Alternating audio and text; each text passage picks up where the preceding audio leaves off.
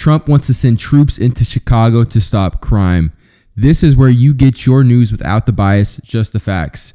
Here on the Associated Press, it says, stay out of our city. Chicago officials slammed Trump's threat to target the city.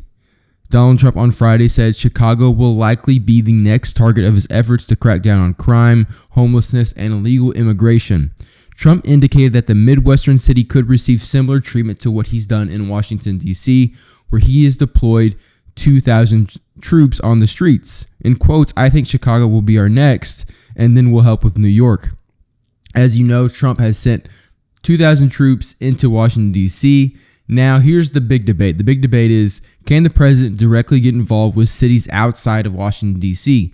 In the case of D.C., there was a congressional law from the 1974 that said in an emergency case, the president can use his power to take hold of the law enforcement inside of Washington, D.C.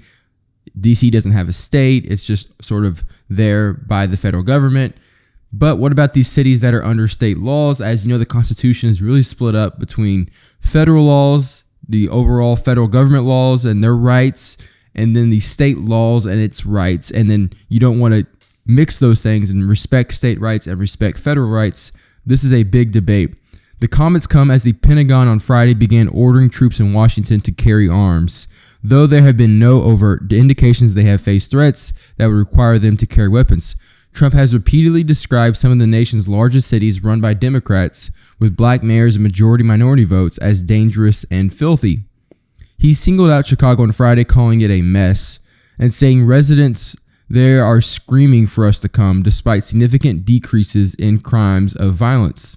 Trump's suggestion that Chicago might be the next target for a crackdown on crime didn't sit well with Illinois office holders. We'll get into their comments here in a second. Big debate for the Republican side has been, hey, these cities have tons and tons of crimes. And then the counter argument is actually since about 2020, the crime rates have significantly decreased in all these cities, Baltimore, D.C., New York, Chicago. They've been coming down. Still, the Republicans are saying back to them, even with the decreases every year in crime rates, you're still the most crime-intense cities in the country, so we need to fix these things. Chicago Mayor Brandon Johnson said his office has not received formal communication from the Trump administration about military or federal law enforcement deployments in Chicago, but said we have grave concerns about the impact of any unlawful deployment of National Guard troops. You know, it's a big deal. You're going from police officers to National Guard troops. Very big, different world. Johnson called Trump's approach uncoordinated, uncalled for, and unsound, arguing it has the potential to inflame tensions between residents and law enforcement. It is unclear how Trump would pursue an effort in Chicago that is similar to his approach to D.C., where home rule laws give the federal government greater authority.